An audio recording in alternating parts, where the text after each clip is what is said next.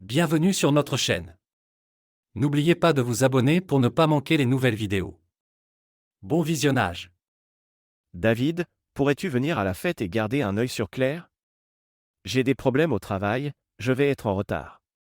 Je ne veux pas la laisser seule avec tous ces charmeurs du bureau, demanda Brian au téléphone. David se sentait seul à ce moment-là. C'était une fête en l'honneur de Claire, une fille du bureau. Elle travaillait comme secrétaire dans un cabinet d'avocat local, l'un des rares, donc on s'attendait à ce qu'il y ait plusieurs filles célibataires. La fête se déroulait dans un grand appartement, la porte d'entrée était ouverte. David entra, laissa ses boissons dans la cuisine, qui était pleine d'hommes et de bière, et partit chercher Claire. Il la vit parler à un gars dans un coin du salon. Le gars haussa les épaules et s'éloigna quand David s'approcha. Claire lui sourit. « Je suis contente que tu sois là. Brian est un peu en retard, un problème avec une camionnette en panne ou quelque chose comme ça. Je sais qu'il t'a demandé de me tenir compagnie, répondit David. Claire toucha sa main. Merci pour ça. Ils essaient tous de me draguer. Pourrais-tu me prendre un verre? Je ne veux pas aller à la cuisine, c'est comme entrer dans la fosse aux lions. David trouva la demande de Brian un peu paranoïaque, mais décida d'aider son ami, comme toujours. Ils étaient amis depuis l'âge de 4 ans, presque 22 ans maintenant, toujours là l'un pour l'autre. Brian avait aidé David à surmonter sa première rupture, quand il avait vu sa petite amie de l'époque, Sharon, embrasser un gars nommé Charlie. David, à son tour, avait soutenu Brian quand il n'avait pas été pris dans l'équipe de football à 13 ans, et que l'entraîneur lui avait dit de revenir l'année suivante, quand il serait plus grand, plus sain et plus rapide. Ensemble, ils avaient commencé à courir, et l'année suivante, Brian avait intégré l'équipe. La course avait aussi aidé David à décrocher une place comme avant de rugby dans l'équipe scolaire. Au fil des années d'amitié, ils s'étaient attirés divers ennuis, surtout à cause de fenêtres cassées et de retard en classe. Le directeur était particulièrement mécontent lorsqu'ils avaient mis le feu à une poubelle derrière le pavillon sportif en essayant leur première cigarette, qu'ils avaient jetée sans l'éteindre. Une suspension de 2 semaines et des devoirs supplémentaires sur la recherche sur le cancer du poumon avaient fait arrêter de fumer David et Brian pour toujours. Les années passèrent, et vint le temps de l'université. Brian étudia le commerce, tandis que David se concentra sur la comptabilité. Ils continuèrent à faire du sport, se taquinant mutuellement. David appelait Brian « Ponzi » pour sa façon de courir avec le ballon et de tomber en prétendant être blessé. Brian, de son côté, taquinait David en l'appelant « Néandertal sauvage » pour son habitude de plaquer les autres joueurs. Grâce à leurs entraînements réguliers, les amis étaient en excellente forme. Après leurs études, Brian décrocha un emploi comme assistant de l'assistant du responsable des transports, ce qui signifiait en pratique faire des courses au bureau et occasionnellement conduire. David devint assistant comptable dans une entreprise d'ingénierie locale, effectuant des tâches plutôt monotones avec des chiffres. La vie des jeunes hommes était remplie de nouvelles joies, voitures, bière et filles. On aurait dit que le plaisir ne s'arrêterait jamais.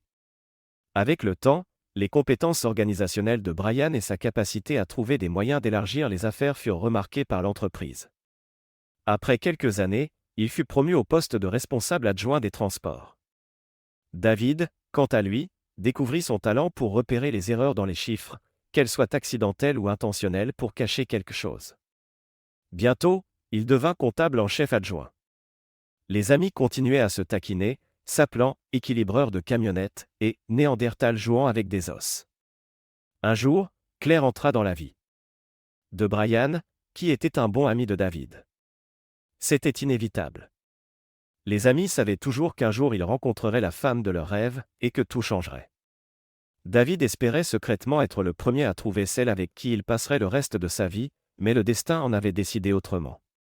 Claire était attirée par Brian. Elle le rendait plus posé et moins téméraire. De plus, elle était très attirante, petite, avec de longs cheveux noirs raides et un sourire éblouissant. David ne pouvait s'empêcher de remarquer qu'elle avait une silhouette parfaite, mais il n'avait jamais fait le premier pas, d'abord parce qu'il la voyait comme une amie, et ensuite parce qu'il ne cherchait pas de relation sérieuse. Brian et Claire sortaient ensemble depuis un peu plus de 2 ans. 6 mois auparavant, elle avait emménagé avec lui, mais des rumeurs disaient qu'elle n'avait pas vendu son appartement, mais l'avait loué. Maintenant, debout à cette fête parmi les gens qui dansaient et discutaient, David sentait que la soirée pourrait apporter des surprises. Il se dirigea vers la cuisine pour prendre un verre pour Claire, prêt à la défendre contre les admirateurs insistants et se demandant quand Brian arriverait enfin.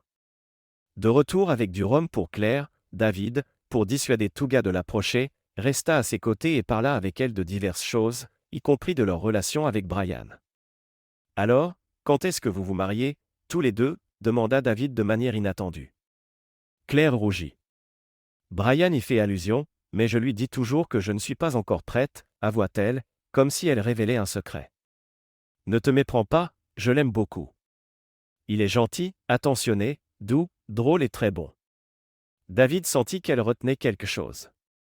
Par le passé, il avait aussi eu des soupçons que tout n'allait pas si bien entre Claire et Brian, mais il n'avait jamais approfondi cette pensée, pensant que c'était juste son imagination.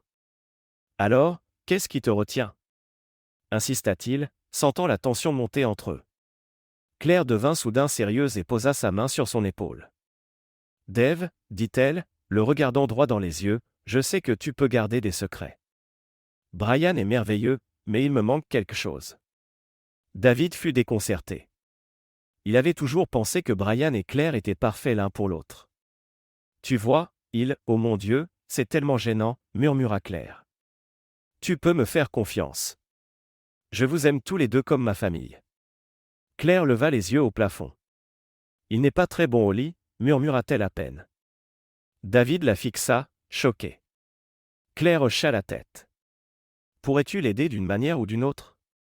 Les rumeurs disent que tu te débrouilles bien. » David recula.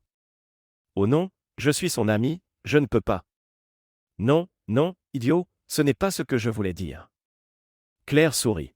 « Parle-lui, donne-lui des conseils. » David se sentit soulagé, mais la situation restait extrêmement gênante.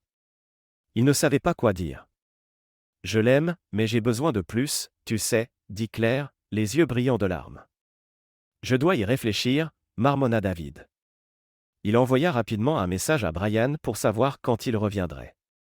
David revint et tendit un autre verre à Claire. Elle en but la moitié d'un trait. Claire mentionna qu'elle avait reçu un message de Brian, qu'il serait de retour dans 15 minutes. « Combien de temps met-il à te chauffer lentement et mal, et ensuite tout se termine en 5 à 10 minutes sans aucune tendresse pendant le processus ?» répondit Claire tristement. David sentit qu'elle voulait dire autre chose, mais se retenait. Il avait déjà trop d'informations dans la tête. Claire toucha légèrement sa main.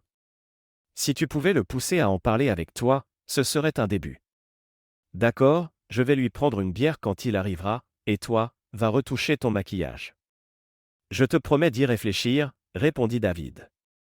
Il comprenait pourquoi elle ne pouvait pas en parler avec ses amis, elle lui dirait simplement de le quitter et de trouver quelqu'un d'autre, mais elle aimait Brian.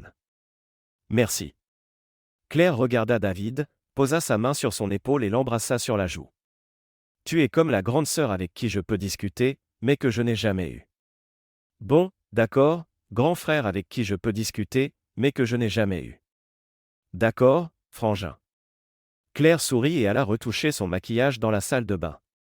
David alla chercher 2 bouteilles de bière, une pour Brian, qui était déjà derrière lui et avait clairement besoin d'un verre. David tendit la bouteille à Brian avant de lui serrer la main. Ils firent une accolade virile, bière en main. À ce moment-là, Claire apparut, et Brian tendit sa bouteille à David, qui se retrouva maladroitement au milieu de la pièce avec 2 bouteilles de bière pendant que Brian embrassait et serrait sa petite amie dans ses bras. Brian s'excusa d'être en retard et remercia David d'avoir pris soin de Claire. Il invita David à prendre une bière le lundi après l'entraînement de rugby pour le remercier. David dit que ce n'était pas un problème, qu'il aimait Claire comme une amie et qu'il était toujours heureux de discuter avec elle, la voyant moins souvent qu'avant, quand elle n'était pas la petite amie de Brian. Mais puisque Brian offrait une bière, il ne refusait pas. Brian expliqua qu'il aurait été encore plus en retard, mais à mi-chemin du transfert des marchandises d'une camionnette à une autre, le mécanicien avait réussi à redémarrer la première camionnette. Au lieu de tout retransférer, il avait divisé les papiers en 2 et envoyé 2 chauffeurs. Ils avaient pu rattraper le temps et terminer le travail plus tôt. Maintenant que Brian était là, David alla rencontrer d'autres personnes à la fête et essayer de trouver des filles célibataires. Il discuta avec quelques-unes, dansa même et échangea des baisers. Il échangea des contacts avec certaines, promettant d'appeler Vers 23h30, Brian et Claire trouvèrent David pour dire qu'ils rentraient chez eux, car Claire était fatiguée et voulait dormir. Brian fit un sourire idiot et cligna de l'œil à David, suggérant que personne ne dormirait. Ils demandèrent à David s'il voulait prendre un taxi avec eux, puisqu'il vivait près de chez Brian et Claire. Il déclina, laissant les amoureux partir et s'amuser. Eh bien, au moins l'un d'eux s'amuserait certainement. David resta à la fête jusqu'à la fin et rentra chez lui, se sentant encore un peu gêné. Le lundi soir, il retrouva Brian au pub. Au lieu de rester au bar comme d'habitude, Brian le traîna à une table. « Je pense que Claire me trompe », lâcha Brian sans préambule. David se figea. « Bon sang, pourquoi penses-tu ça ? Elle dit qu'elle veut plus de plaisir, essayer quelque chose de nouveau. Je pensais que tout allait bien entre nous. On fait l'amour 2 ou 3 fois par semaine, mais elle trouve ça insuffisant. » David répondit prudemment. Il raconta à Brian une histoire à propos de Cathy, une femme mariée qu'il avait utilisée comme un jouet pour son amusement.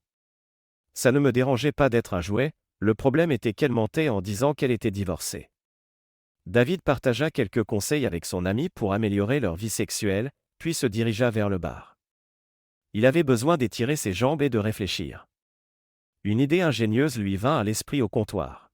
« Écoute, dit-il en revenant, pendant que tu es absent, cherche des moyens de pimenter notre vie intime. En attendant, je garderai un œil sur Claire pendant sa pause déjeuner. Je vérifierai l'hôtel près de son lieu de travail, la salle de sport. » Brian accepta avec soulagement. Les amis se séparèrent, satisfaits d'avoir un plan d'action. Le mardi et le mercredi, David surveillait Claire à l'hôtel et à la salle de sport, mais le jeudi, quelque chose d'alarmant se produisit. Claire se dirigea directement vers l'ascenseur et monta au 4e étage. 1 heure plus tard, elle redescendit avec un jeune homme. Ils firent semblant de ne pas se connaître, mais David trouva cela suspect. Il fronça les sourcils, se demandant comment annoncer la mauvaise nouvelle à son ami. Le samedi soir, tous les 3 se retrouvèrent au pub. Claire reprocha gentiment à David de ne pas avoir appelé ou envoyé de message à l'une des filles de son bureau, ce à quoi David répondit qu'il n'en avait pas envie. Pendant que Brian était derrière le bar à servir des verres, Claire se pencha vers David et dit « Je ne sais pas ce que tu lui as dit la semaine dernière, mais c'était nettement mieux hier soir. Il y a encore beaucoup de travail à faire, mais il semble plus disposé à en parler. » Le dimanche matin, David alla regarder Brian jouer au football. Claire était là, comme d'habitude. Il se tenait à côté d'elle, pas trop près, ce n'était pas sa petite amie mais c'était agréable d'être près d'elle. Sans trop insister, il demanda si les choses s'amélioraient. Elle lui lança un regard en coin, sourit et dit « Il parle de toutes sortes de bêtises. » Merci. Après le match, Brian attrapa David au bar pendant que Claire retouchait son maquillage. « Eh, mec, merci pour les conseils. Googler comment améliorer ma vie m'a conduit à un tas de magazines féminins. Pas ce à quoi je m'attendais. Bon sang, les femmes sont étranges. On dirait qu'elles veulent parler. De toute façon, je n'ai rien à perdre. Si je veux l'épouser, je dois essayer. Merci, mec. Tu devrais suivre tes propres conseils, répondit David de sa manière amicale habituelle. Dégage, idiot. Le mardi et le mercredi suivant, David surveilla à nouveau Claire, mais ne trouva rien de suspect. Cependant, le jeudi, il vit quelque chose de similaire à la semaine précédente, un jeune homme sortit de l'ascenseur avec Claire et se dirigea vers le comptoir d'enregistrement. David entra dans l'ascenseur. Avec lui. Ils montèrent au 3e étage. Il sortit en même temps que lui et essaya de paraître confus, ce n'était pas difficile. Il observa dans quelle chambre l'homme entrait et trouva un coin tranquille, espérant que rien ne se passerait. Il avait tort. Environ 10 minutes plus tard, Claire sortit de l'ascenseur et se dirigea vers la même chambre. David se demanda ce qu'il devait faire maintenant. Ce qu'il avait vu pouvait facilement détruire les relations des personnes qu'il aimait, mais il avait besoin de preuves solides. David descendit et attendit dans le hall. Il décida de lui donner une chance et de voir ce qu'elle dirait. Ils sortirent tous les 2 de l'ascenseur ensemble, mais cette fois, avant qu'ils ne puissent se séparer, David se planta devant eux. Le visage de Claire s'effondra. Oh, merde. Le gars fit un pas vers lui. Claire posa sa main sur son épaule et secoua la tête. Elle le regarda et dit « Richard, au revoir. On ne se reverra plus. La tension montait à chaque seconde alors que les trois restaient dans un silence gênant. David sentait son cœur battre dans sa poitrine, attendant une explication de Claire. Il espérait que ses pires craintes ne seraient pas confirmées, mais il était prêt à tout. Claire tendit la main vers lui, et il remarqua des larmes dans ses yeux. David recula, l'air perplexe. Elle l'emmena dans un coin du salon avec une alcôve. David la suivit. Les premiers mots de Claire le frappèrent en plein cœur. « Dave, c'est exactement ce que tu penses. Je me rends complètement à ta merci. Je répondrai à toutes tes questions absolument honnêtement et ouvertement, et si à la fin tu décides de tout raconter à Brian sur ce que tu as vu et ce que je vais te dire, ce sera entièrement et complètement de ma faute. Tu ne seras pas blâmé pour quoi que ce soit. » Avec ces mots, elle prit son téléphone et appela le travail pour dire qu'elle ne viendrait pas aujourd'hui. David fut déconcerté. Il ne savait pas par où commencer, et Claire le remarqua. Elle fit signe au serveur et commanda une pinte de Guinness et un verre de vin blanc. Elle semblait assez déterminée. David ne l'avait jamais vue comme ça auparavant. D'ailleurs, comment l'aurait-il su? Il n'avait pas travaillé avec elle. Ils restèrent silencieux en attendant les boissons. La Guinness prend du temps à être servie. Claire était assise patiemment et silencieusement, mais des larmes coulaient déjà sur ses joues, qu'elle essuyait de temps en temps avec un mouchoir. David prit une gorgée de sa Guinness, il semblait avoir bu la moitié de la pinte d'un coup. Claire fit signe au serveur d'en apporter une autre, regardant David avec des yeux tristes. Elle rompit le silence et demanda, après notre conversation à la fête, « Tu as probablement déjà deviné de quoi il s'agit. Veux-tu que je raconte toute l'histoire, ou vas-tu juste poser des questions ?» La tête de David était pleine de suppositions, mais faisant semblant d'avoir une confiance qu'il n'avait pas réellement, il dit, « Raconte l'histoire, et je poserai des questions au fur et à mesure. » Claire essuya ses larmes à nouveau. Comme je l'ai dit à la fête, j'avais besoin de plus que ce que Brian pouvait me donner, et il ne voulait pas en parler. Je ne voyais aucune issue. Richard comble simplement ce vide. Bon sang, ce n'est pas ce que je voulais dire, il satisfait ce besoin. Ça peut être difficile à croire pour toi, comme pour beaucoup d'hommes, mais je peux séparer le plaisir de l'amour. Parfois, je veux être tenu, aimé, et me réveiller dans les bras d'un homme qui m'aime, et parfois, j'ai juste besoin de bons divertissements. Excuse-moi, ça peut être douloureux à entendre. Brian ne peut toujours pas me donner la deuxième partie.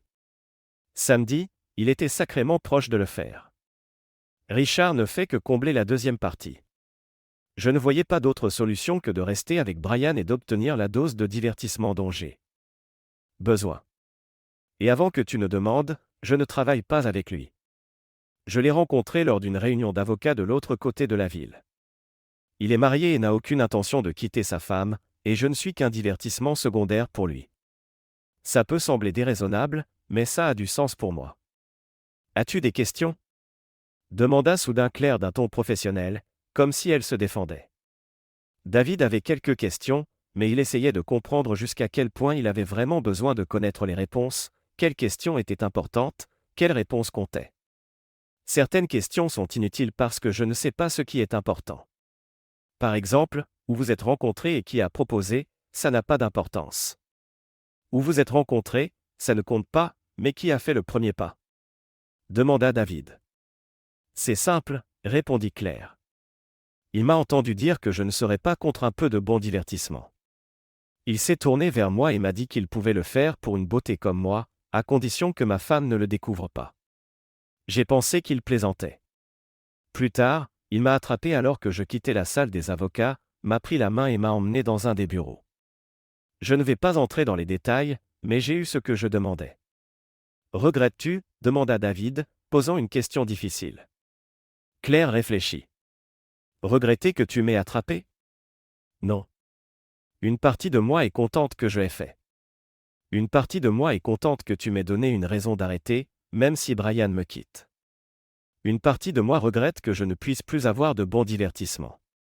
Ça va me manquer. Regretter d'avoir dû tromper Brian ? Oui, absolument. Je ne veux rien dire sur Brian parce que ce n'est pas de sa faute. Ce sont toutes mes actions. Vas-tu continuer ? Demanda David. Je ne sais pas, mais probablement pas. Maintenant que Brian a changé, nous avons commencé à parler, et dimanche soir, il a écouté certaines de mes suggestions. Donc, je vois un moment où ça ne me dérangera plus, répondit Claire, répondant à plusieurs questions de David d'un coup, même celles qu'il ne savait pas qu'il voulait poser. Aimes-tu Brian ? Demanda David. Claire répondit de manière inattendue, malgré ce que tu as vu, je vais répondre oui, absolument. J'ai l'intention de rassembler mon courage, et la prochaine fois qu'il me demandera en mariage, je dirai oui. Tu me considéreras comme une intrigante et une trompeuse, et bien sûr, tu auras raison. Claire continua, tu vas aussi me demander si je recommencerai. J'y ai beaucoup réfléchi, et si Richard n'avait pas pris l'initiative, non, je ne chercherai jamais ce genre de divertissement à nouveau. Tu veux probablement demander s'il est meilleur que Brian. Oui, bien sûr, il est meilleur que Brian en termes de pur plaisir, mais ce n'est pas une excuse. Cependant, si Brian avait pris les mesures qu'il a prises il y a une semaine, rien de tout cela ne serait jamais arrivé. Où est Margaret Thatcher dans tout ça ? Demanda-t-il sarcastiquement. On dirait que tu as beaucoup d'expérience en la matière. Tu as répondu à toutes mes questions comme si tu savais que tu serais attrapé. Claire baissa les yeux. Non, je ne m'attendais jamais à être attrapé. Elle leva les yeux vers David. Comment nous as-tu trouvés ? David raconta comment il l'avait remarqué avec un autre homme la semaine précédente, puis les avait suivis à l'hôtel. Bon sang, jura Claire. Une dernière question, dit David. Pourquoi ne m'as-tu pas demandé de ne pas le dire à Brian ? Cette question sembla prendre Claire au dépourvu. Je ne te demanderai pas de choisir entre lui et moi. Je sais que vous êtes amis depuis toujours. Elle se mit à pleurer à nouveau. Puis-je le lui dire moi-même ? Je serai honnête. Je ne peux pas laisser son meilleur ami lui annoncer une telle nouvelle. Il marqua une pause, rassemblant ses pensées, puis continua, si tu me jures sur la tombe de ta mère et je sais qu'elle est encore en vie que tu ne le trahiras plus jamais, je ne lui dirai rien et je te laisserai t'en charger. Je continuerai à écouter et à aider vous deux, parce que je vous aime tous les deux. L'expression de Claire changea, comme si l'ange de la mort assis sur l'épaule de David était soudainement tombé de son perchoir. Ferais-tu ça pour moi, pour Brian et moi ? Demanda-t-elle d'une voix tremblante. Oui, je le ferai pour mes amis les plus chers. Mais si tu recommences, je le dirai à tout le monde. Claire pleurait ouvertement, utilisant un mouchoir après l'autre. Oui, bon sang, oui, n'importe quoi, absolument n'importe quoi, sanglota Claire. Enfin, David se leva.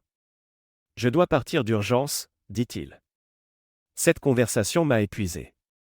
J'ai un match de rugby dimanche, peut-être qu'on se verra là-bas, ou peut-être pas. Si vous n'êtes pas là en couple demain, eh bien, on se verra plus tard. Il partit, payant les boissons mais laissant les mouchoirs.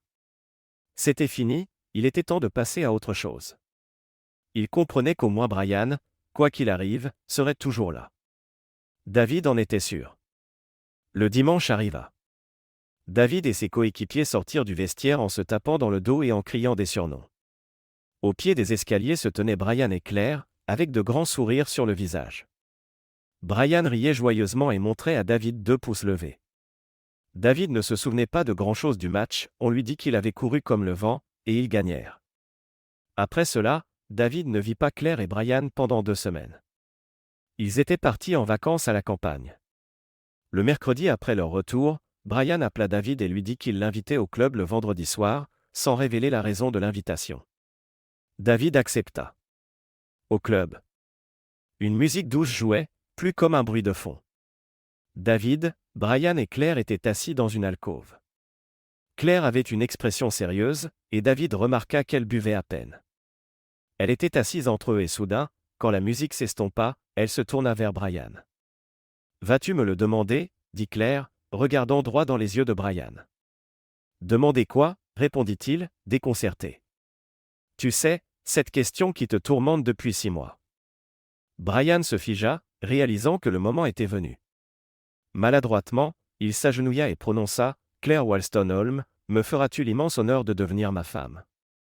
Un silence tomba dans la salle, tous les regards étaient tournés vers eux.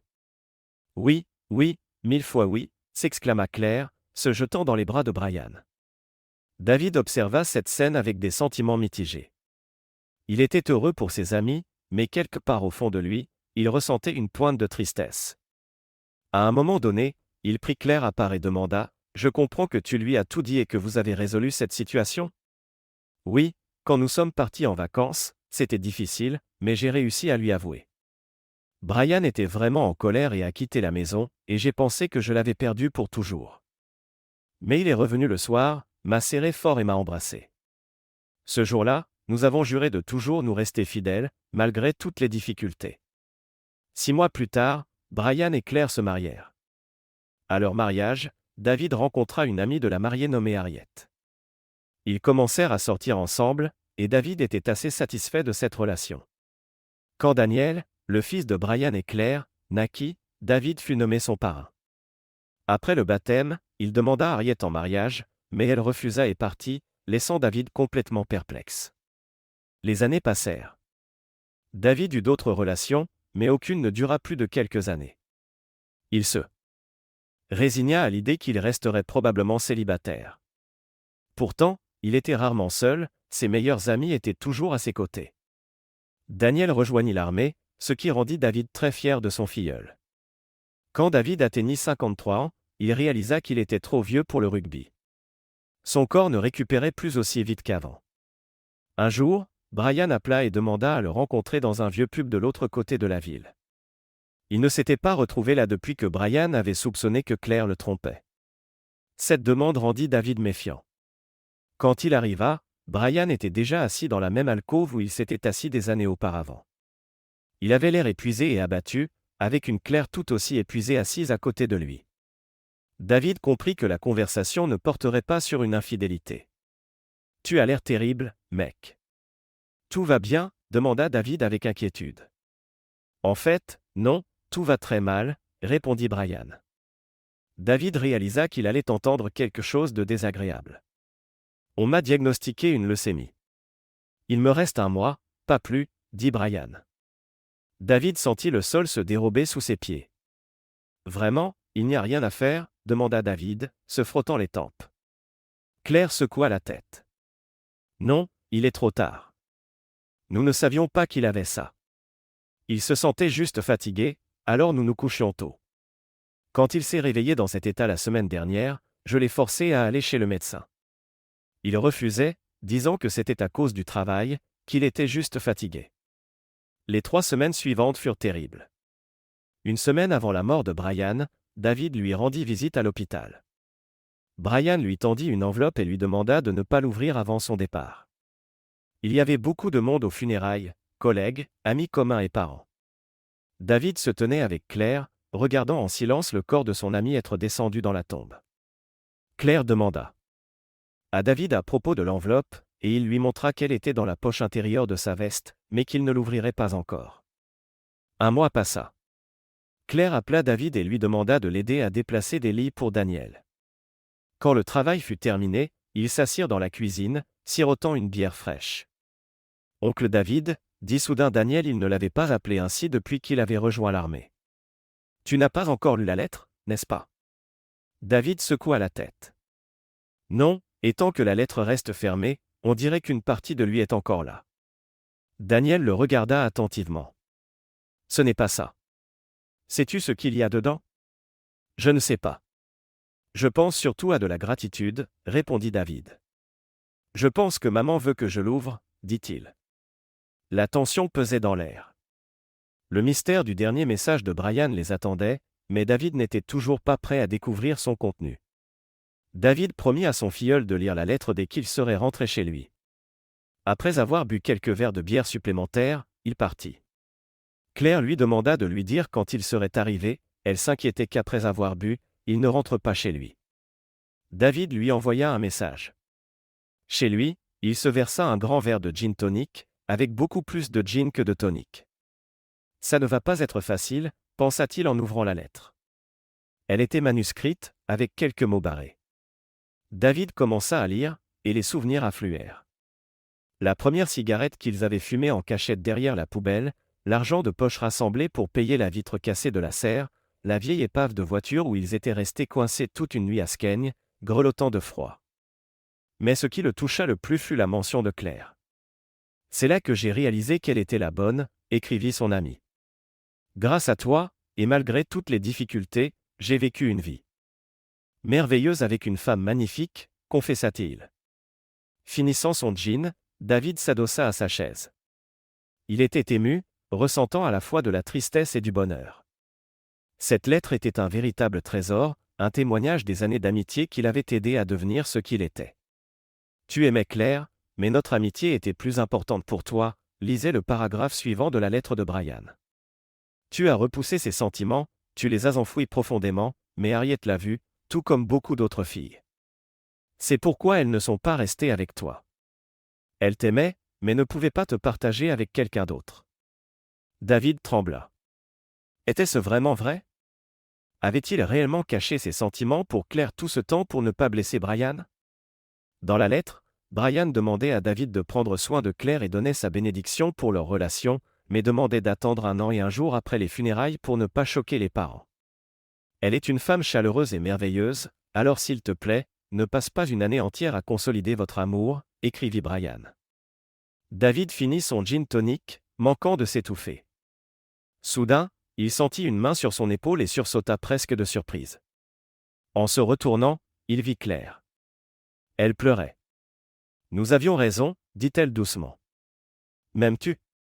David se figea, ne sachant quoi dire. Il regarda dans les yeux de Claire, remplis de larmes et d'espoir, et réalisa qu'il ne pouvait plus nier la vérité. David repoussa Claire à bout de bras. Elle inclina légèrement la tête et sourit, son visage rayonnant. Tu essaies encore de le cacher, dit-elle doucement. Laisse-moi te faciliter les choses. Depuis ce jour à la fête, je suis tombée de plus en plus amoureuse de toi, et cela s'est transformé en un véritable amour. Ne te méprends pas, j'aime Brian beaucoup plus, mais qui ne t'aimerait pas? Pour tout ce que tu as fait pour nous? David sentit son cœur battre plus vite. Ça ne le dérangeait pas d'être le second après Brian dans son cœur. Claire prit sa main et le conduisit vers les escaliers, le regardant tendrement.